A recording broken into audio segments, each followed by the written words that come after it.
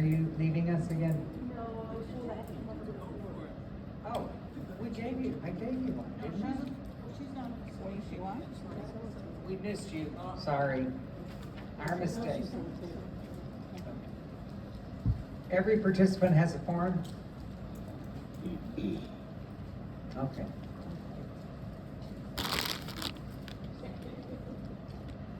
There are two pieces of input in this training that are near and dear to my heart.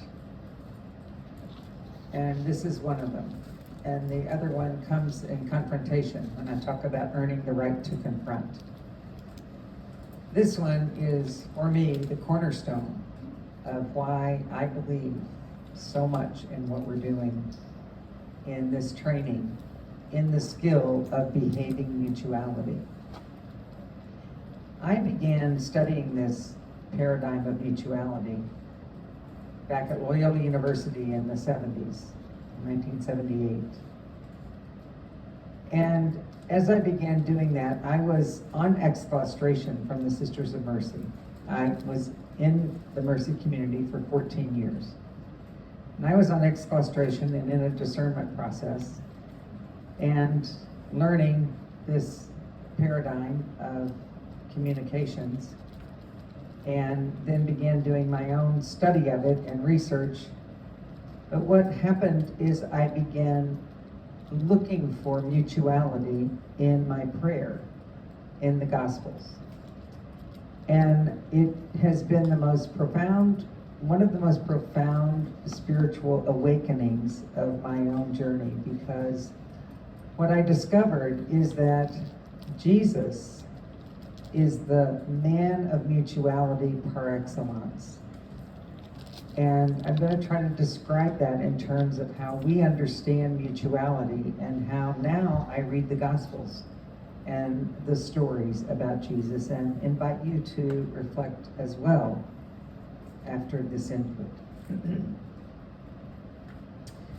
In our definition of mutuality, it is both the willingness and the choice to influence and be influenced by one another.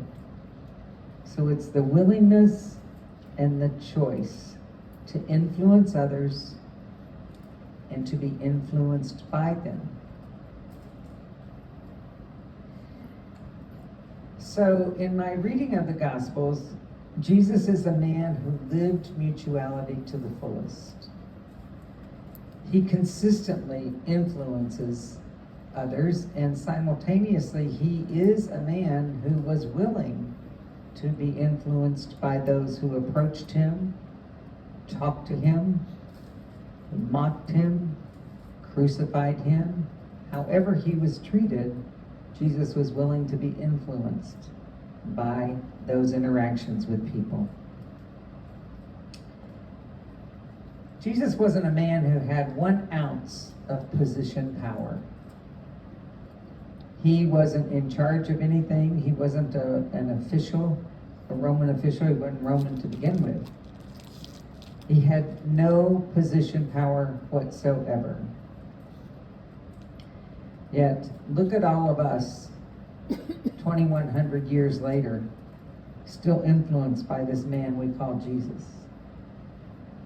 What kind of power was that?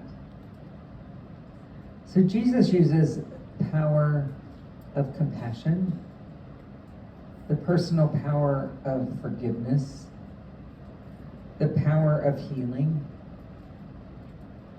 the power of relationship to influence people. He uses enormous personal power. Many of us are like Jesus. We have no position power. We have no position authority. We have a lot of personal power, even though sometimes we don't think we do. We always have personal power unless we choose to relinquish it. That's really important to remember. Jesus used his personal power to call people to the more. to call them to conversion. He also used his personal power to hold people accountable for their behavior. He used his personal power to have direct conversations with people about what they were asking or about what they were saying. He invited people into places that otherwise they might not have gone by his desire and his choice to influence others.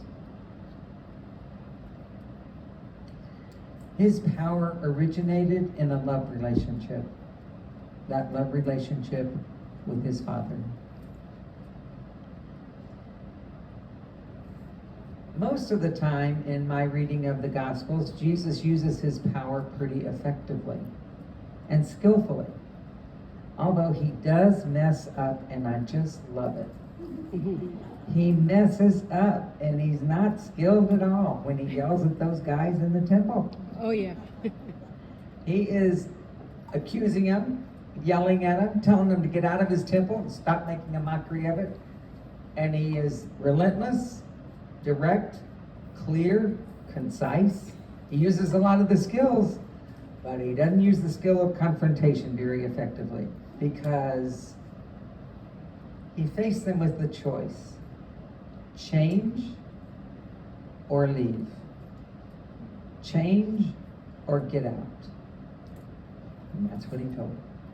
Now, sisters, that was not how we use the skill of confrontation.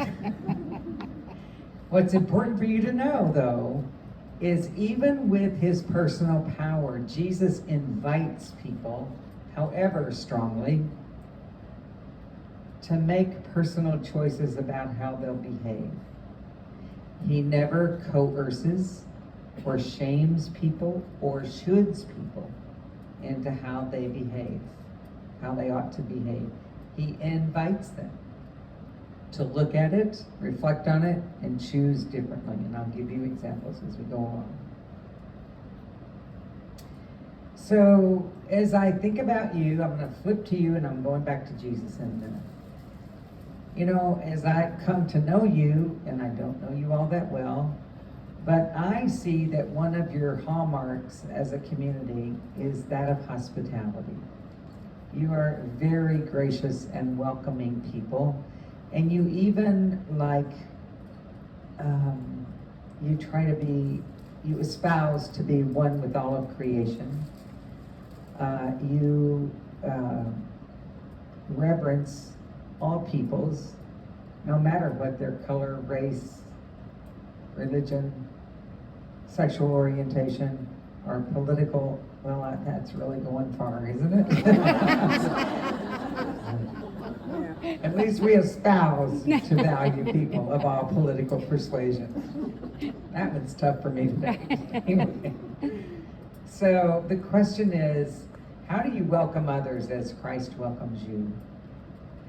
How do you behave using your personal power to influence others, rather than use your authority, if you have any, or your position or your status as a religious woman? How do you, by how you behave toward one another, invite the more, as Jesus did?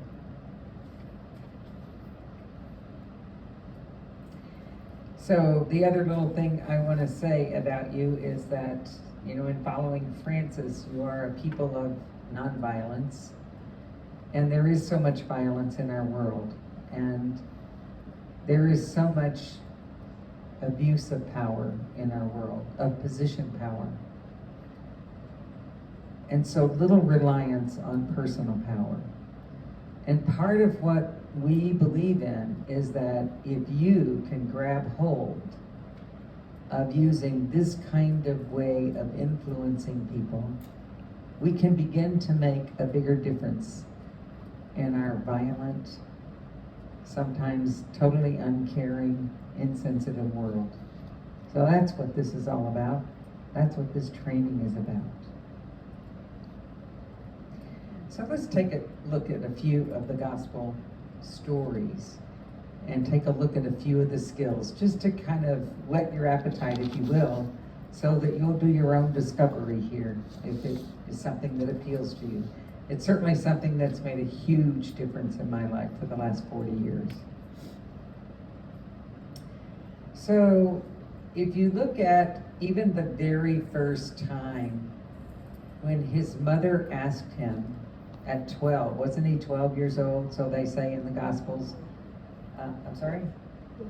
When his mom asked him, hey man, they're running out of wine. Can you help us out here? Can you do something for them? Now we don't know if Jesus really changed water into wine. But part of what he said to his mother, he sort of chided her, if you remember, kind of talked back to her a little bit. And he wasn't ready to be known by the world. He knew it wasn't his time. At the same time that he wasn't ready, he honored his mother's request.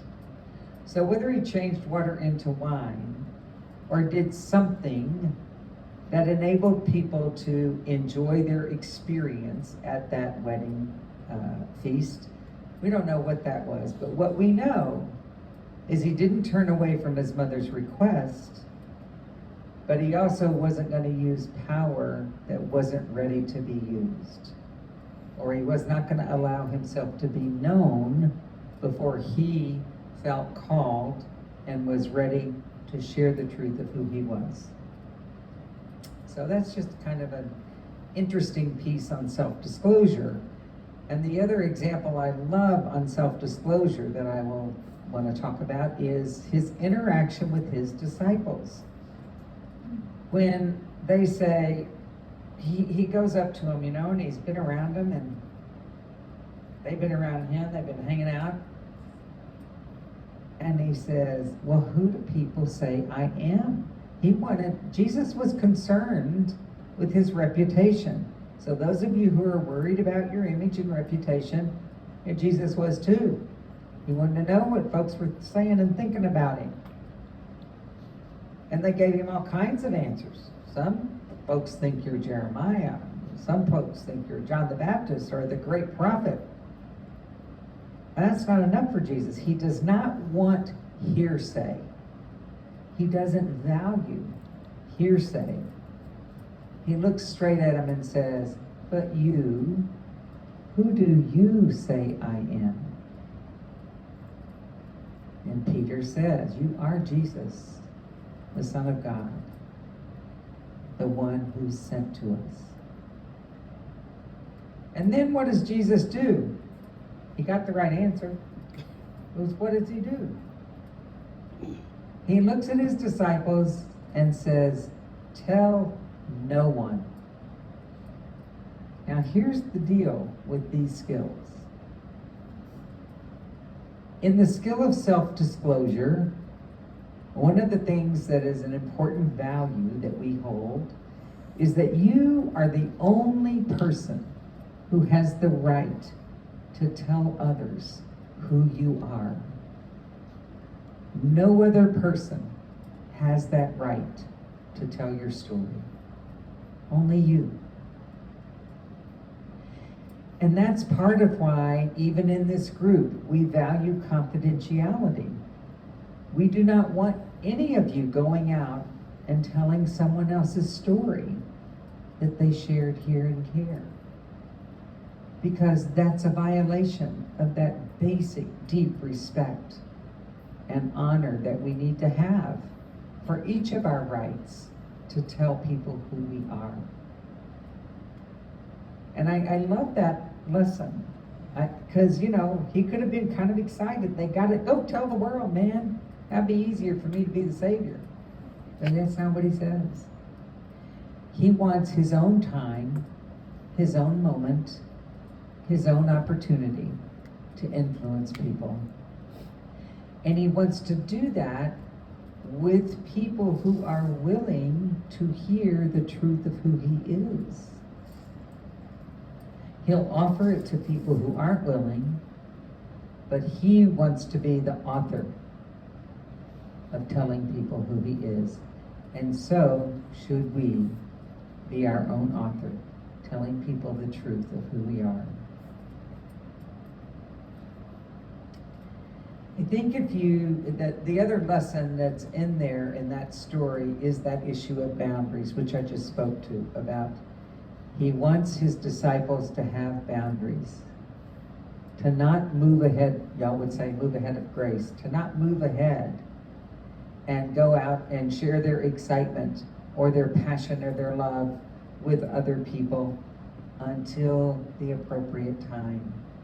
He wants his apostles and disciples to manage the boundaries about what this great moment of Christianity is all about. So in Jesus, we have a man who's authentic, direct, respectful, and he is real in his conversations. Jesus doesn't do pie in the sky, pietistic kinds of platitudes and shoulds. He's just very clear and very direct about what he wants from people and what it's going to cost people if they choose to take up that cross and follow him.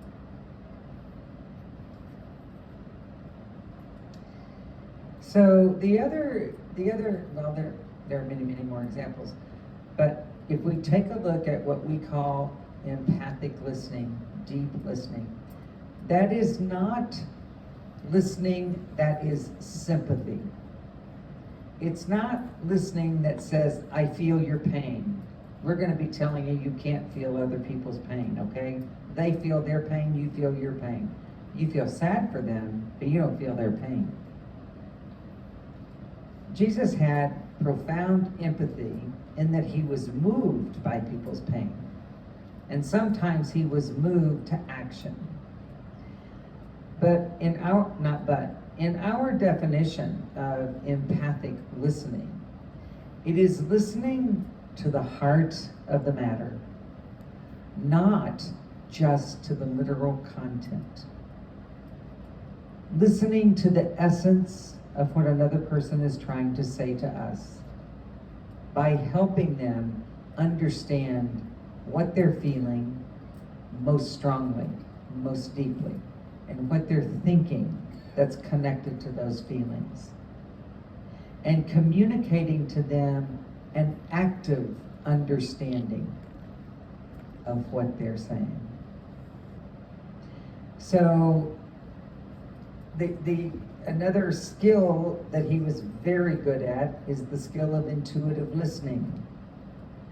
And intuitive listening is the kind of listening that is listening deeper beyond the spoken word to what might be underneath, to what might be the soul of something going on.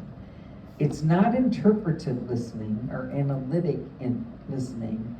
It's that sense of soul meeting soul, heart meeting heart, and understanding at a level that helps people discover new things. So I like the example of Martha and Mary and how Jesus, Martha is so hacked off because Mary is lazy and just making over this guy called Jesus and not doing her chores. How many of us in community get mad at people because they don't do their chores or they don't do them the way we think they should do them? Or they're not living religious life the way we believe they should be living religious life. Or they're not complying in the way we believe they need to comply. Lots of us get aggravated with that. Well, Martha did too. And she didn't like it that Mary was just sitting there fawning over Jesus while she was preparing the meal, cleaning the house, waiting on him and her, by the way. And so, Jesus knows she's hacked off. He knows she's mad. And he looks at her and says, Martha, Martha, choose the better part. So he does not say, shame on you for chiding your sister. Shame on you for being who you are. He calls her, perhaps, to a quality of presence that's different from the kind of presence of service that she's offering. How many of us at this point in our life are called to a different kind of listening a different kind of presence than that to which you've been accustomed all your life. Jesus has that knack of calling us to the more. The other example I love is the story of Lazarus. When in their anguish, these same good friends are begging him to bring Lazarus back. Their grief and their anguish is so profound that he can't imagine living life without him. And Jesus is moved so deeply and so profoundly that at some level, Jesus makes Lazarus present to them again. Now, who knows what that actually looked like? But what we know is that he understood their deeper need, their deeper anguish, their deeper emptiness.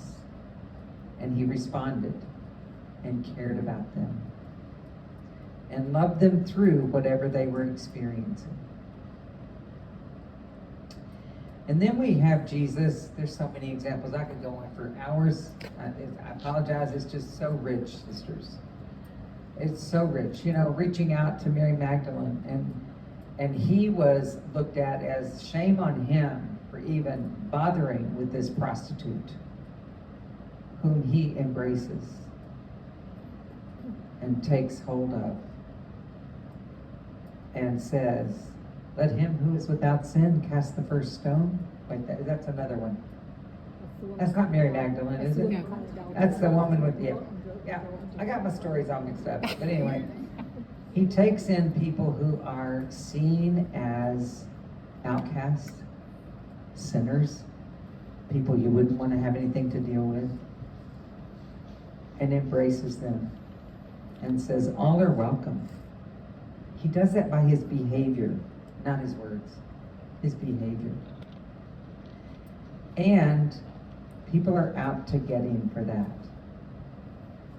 They're out to get him because they see this man not using position power, but having a heck of a lot of influence on a heck of a lot of people just because of how he behaved toward them.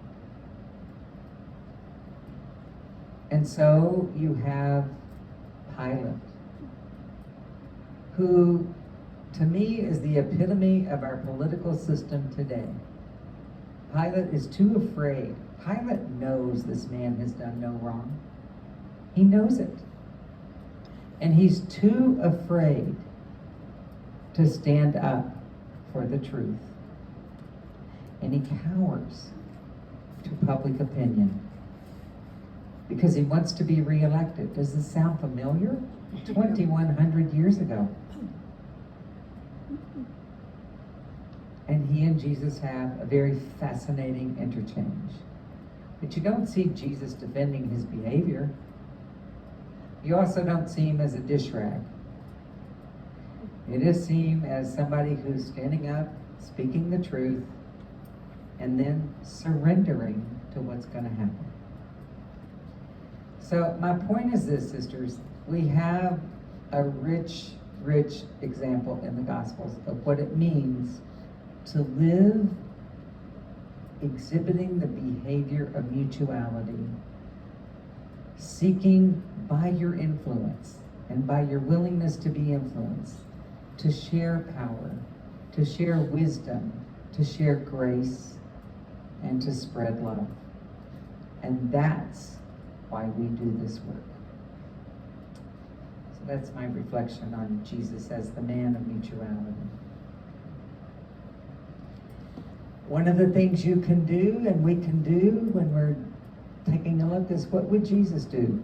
If I'm in this situation with Sister Sally, what would Jesus do? And I do want to say this about him before I end this.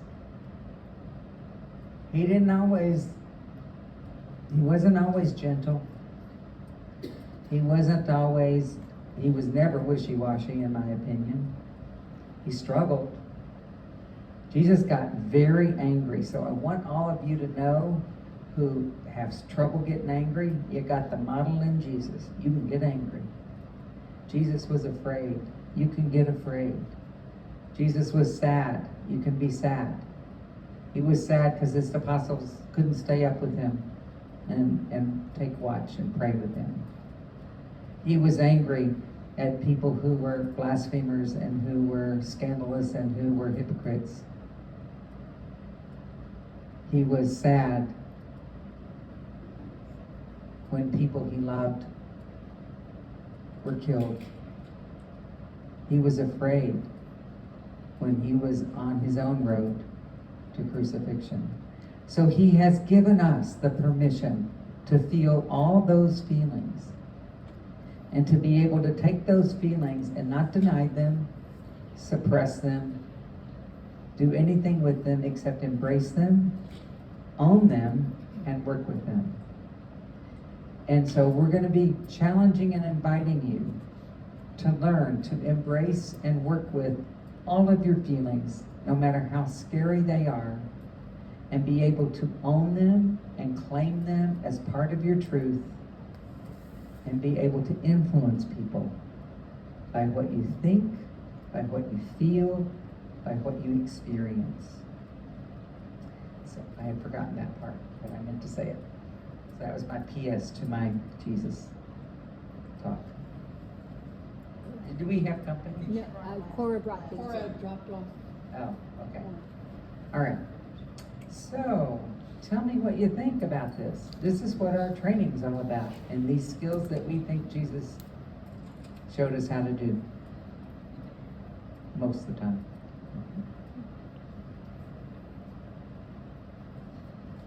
What do you think about this? How does this affect you as you listen to this?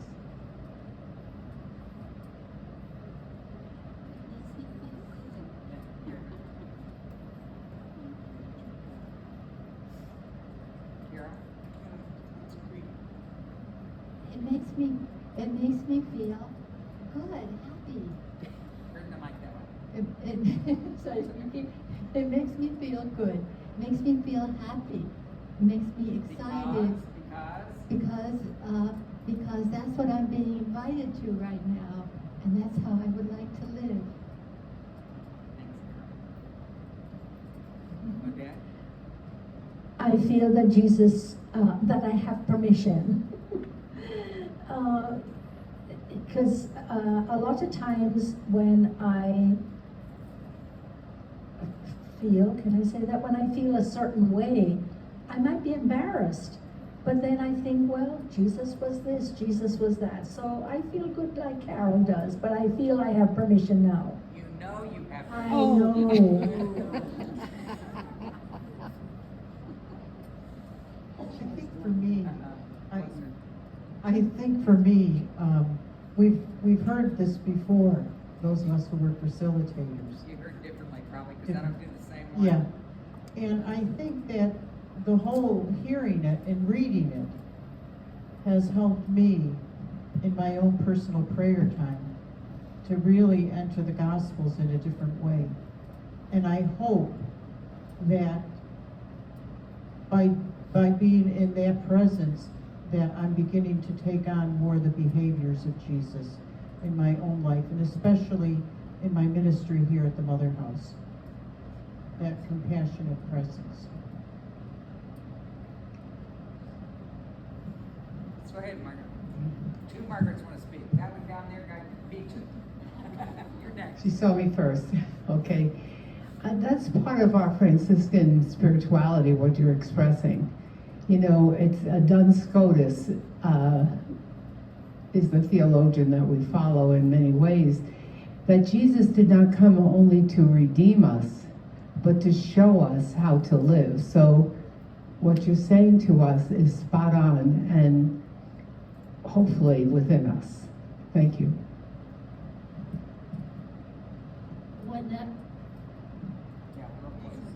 When I learned that I too have that personal power, that was the first time in my life that I had ever heard that. And that opened up a world of love for me. And love, just love, flowed in me.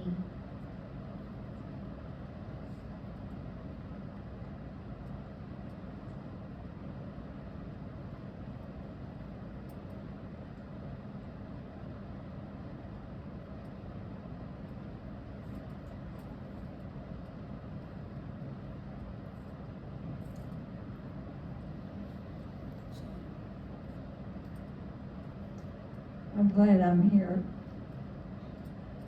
Often when I hear the Gospels and the stories of Jesus, I get excited. I am always thankful for what I learn from reading the scripture.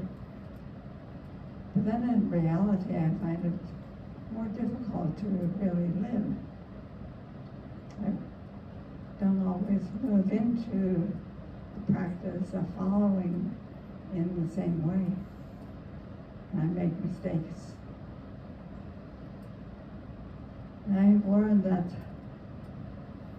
I usually speak very softly, and people have a hard time hearing me. And then when I want them to hear me, I use a different voice. I force myself to speak differently. And it comes across in the sense, to me anyway, I don't know how it comes across to people, but it comes across as being too harsh. And I don't like that about me. And I never did pursue whether I come across that way or not, so I back in that respect. But I thank you, I will try harder. I'm glad I'm here to practice all of it.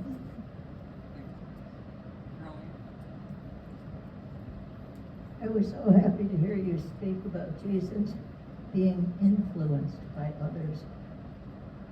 So I often look at that statue of St. Joseph up there and think, boy, he must have been a great influence on Jesus.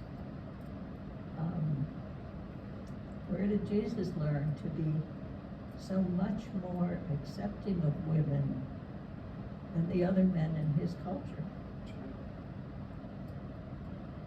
I mean, I guess he could have learned it from Mary, but it would have been a better influence coming from another man. So I was happy to hear that. And that he influenced others, well, I kind of knew that all along, I mean, from being a child. But as an adult, I liked the idea that his tribal brothers influenced him, and that Joseph influenced him, and that the people he encountered along the ministry influenced him. I don't know. It makes the incarnation seem more real to me. It's not just up in the sky stuff, theology, but it's real. He really felt like we feel. He really experienced life like we do. I like that. Thanks,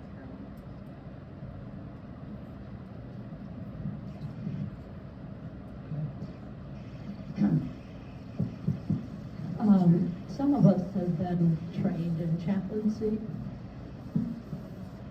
That mic has to go off. Turn off the mic. Turn off the It's off the mics that aren't being used. Oh, okay.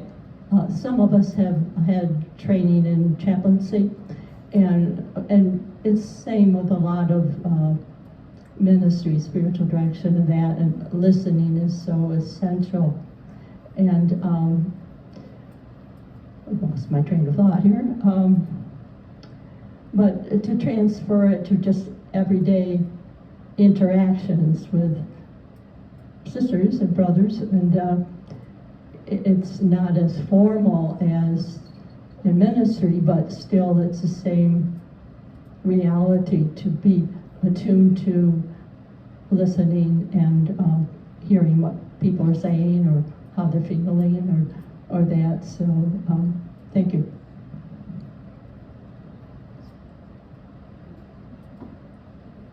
Harriet, are you trying? Harriet, and then Joyce. In Christ the King Retreat House in Syracuse, there's a beautiful picture of Jesus laughing. And I like to think at times that in his frustration, dealing with the 12 men that he had to deal with, that Jesus at times must have had a good laugh when all else failed.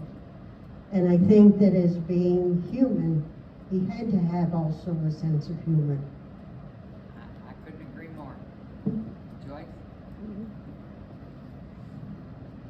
I loved all the stories from the gospel, and I have, and I've been affected by them in the same way when I reflected on them. But what really stood out for me, what would Jesus do? And I remember how many years back when that was the big thing, WWJD, we had t-shirts, we had bracelets and caps and everything. What would Jesus do? But at that time, it felt my attention because, and it does now, because when we are wanting to listen and pay attention, we stop and quietly within ourselves say, what would Jesus do? And I think I need to go back to practicing that again, because what an important thing for us to do. Ask that question before we respond. What would Jesus do? Thanks. Go ahead. Okay. Beth, would you say a little more about that in empathic listening, that we feel sad for someone, but we don't feel their pain? I'm stuck on that. Thank you. Yeah, it's a great question. We hear people say that all the time. I feel your pain. It is impossible for you to be the other person who is experiencing pain. You don't have their history. You don't have their childhood. You don't have their influences. You do not feel their pain. You feel your pain for them. So you feel pained for them. You feel sad for them. You feel mad for them at times. You feel afraid for them. But you don't feel what they're feeling. Often when people, I had 10 years of my life was devoted to a lot of things, but one of the things was dealing with people who were terminally ill and caregivers. And I had to work with caregivers a lot to not use that expression, because it would alienate people suffering from cancer in that situation. It was an effort to extend empathy, but people inside their skin want to say, you don't have a clue what I'm feeling because you don't have cancer. Or, people of other persuasions, when somebody's been raped or abused and you've never had that experience, you don't have to identify to be able to feel empathy, but you don't feel their pain because you haven't had their particular experience. You feel pain for them. You feel some sort of emotion for them, toward them, but not in them. It's not your pain. It's not their pain that you feel, it's your pain. Does that make sense?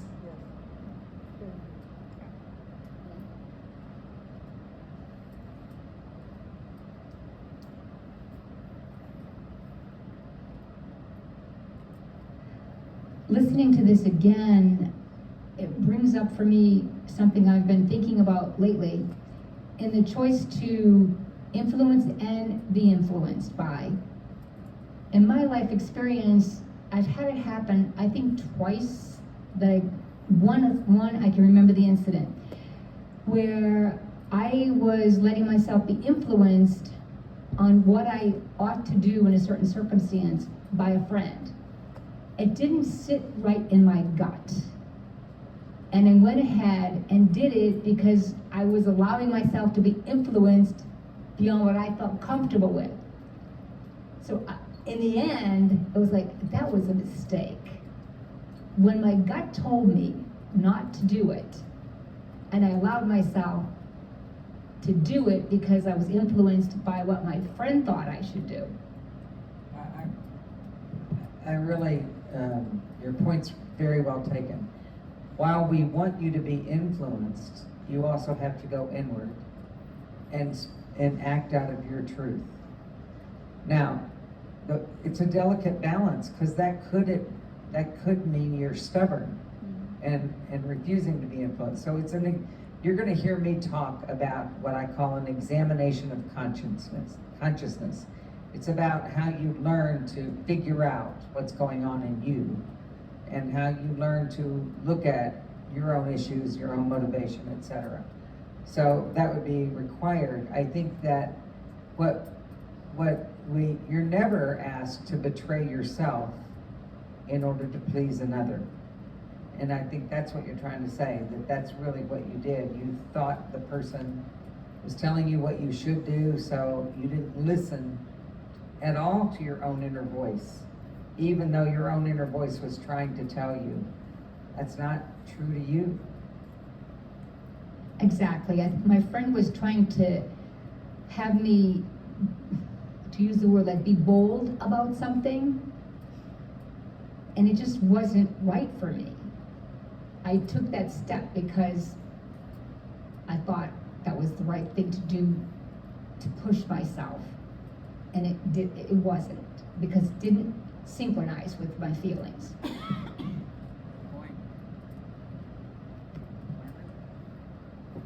I was sitting here and thinking a situation where someone comes to me and says, "You make me feel so angry." And I've kind of struggled with this, because it's like I can't make anybody else feel anything. But that has, I've run into that situation. So, any suggestions? It's a common accusation that many of us probably have heard. You make me so angry. You make me feel so angry. Da da da da. You make me so frustrated. Well, what I would want to do is engage that and say, so what I'm doing is causing you to feel frustrated. Is that accurate? So my behavior is evoking a particular reaction in you, but that's coming from within you. Whatever your reaction is yours. You don't have to get frustrated with me. You don't have to get angry with me. But if that's what is happening, you need to own that, rather than give me that much power to make you feel anything. I don't have that kind of power. You have that personal power within you. And frankly, our feelings are our feelings are our feelings. They're autonomic. Sisters, we all have them. You may have worked hard to not know what they are. You may have worked hard to deny them, but you're stuck with them like the rest of us. We have these feelings, and there are triggers, but it's not that the other person is imposing that on us. So somebody might say something to me like, I don't know, some sort of something to me, and it's a trigger for me. Maybe it's something I feel like I experience, that I'm being wronged or unfairly accused of something, and I get triggered. But I get triggered because of what that kind of issue has meant to me all of my life, not because of who you are. Now, I might get more and more frustrated if you continue to refuse to hear me, but that's me getting frustrated because of what I'm experiencing in our interaction. You need to take the ownership, the truth of your own personal power, and not project it onto another, or blame it onto another, or give the other person that kind of power over you. You've got to claim your own power and work with it. Does that help, Margaret? My behavior may cause you to feel angry. Mm-hmm. And I hear it as it can become an opportunity to explore further. Yes. The behavior or the other person's feeling. Absolutely. Or feeling. Okay. Absolutely. Janet. Beth, what you said reminds me of a wonderful illustration of that. Booker T. Washington said, "I will not allow any man to belittle my soul by making me hate him." That's a great line. He was taking responsibility for his own feelings. If we feel a certain way, we need to own that feeling. It's mine, not yours. Yeah, well said. Well said. I like that quote. Yes, Lucy. Say it one more time, Jane. Say it one more time. I will not let any man belittle my soul by making me hate him.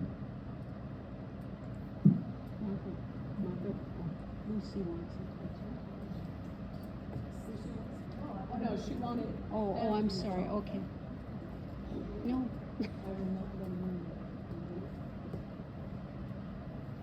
Anybody else? Reflections? Yes, Mary Jean?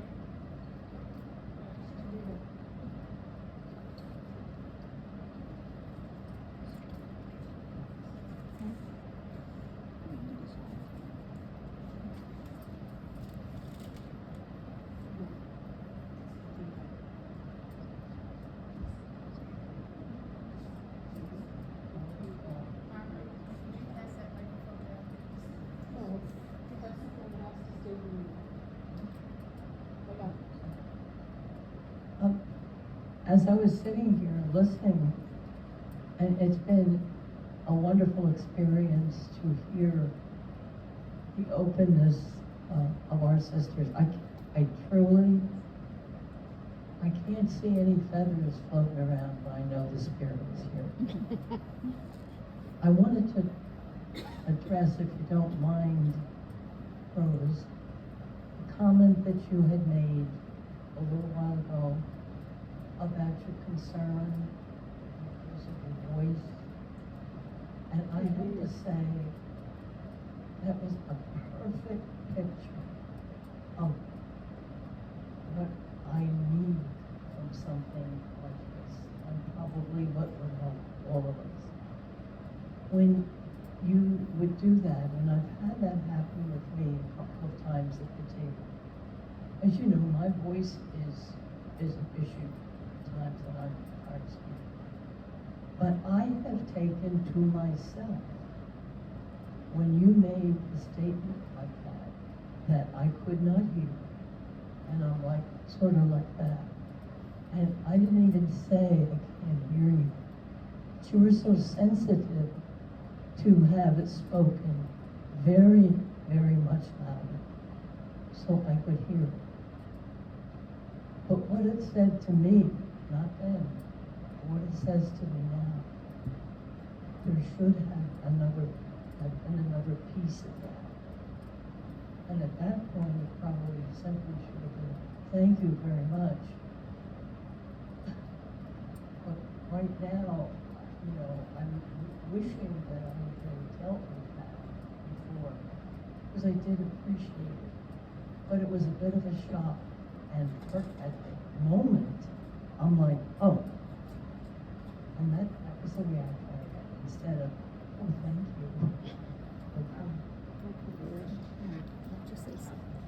We can't. You know, I'll tell you what Mary Jean said, because I'm going to tell you it's pretty important. I love what you just did, Mary Jean. You are like model participant number one. There you go. And I'll tell you why. And you know, everybody's going to get one of those stars on the day.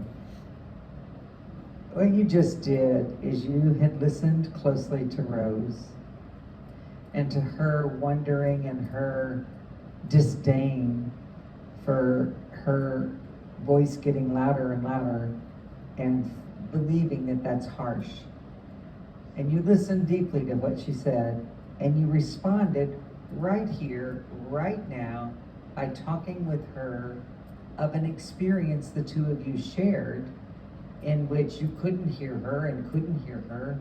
And she noticed that and she spoke up extra loud, and you heard her, and you're saying that your reaction was almost one of, well, okay. And you didn't acknowledge to her, thank you. I appreciate that you spoke loud enough for me to hear. So that may have contributed to her wondering if she's coming across harshly. And you wish you had done that step then. Is that what you said? What a loving olive branch and response and deep listening. And oh my God, you just did a whole lot of skills that it took the facilitators 4 weeks to learn.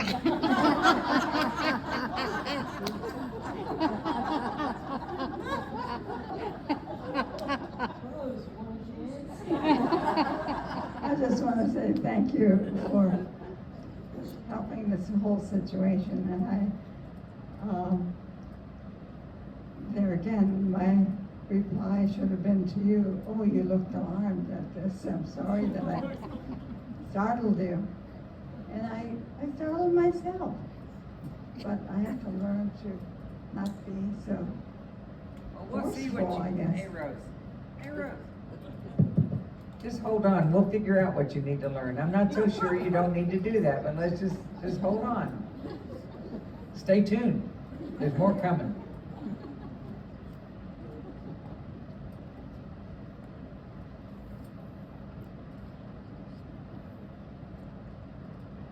Anybody else before we break?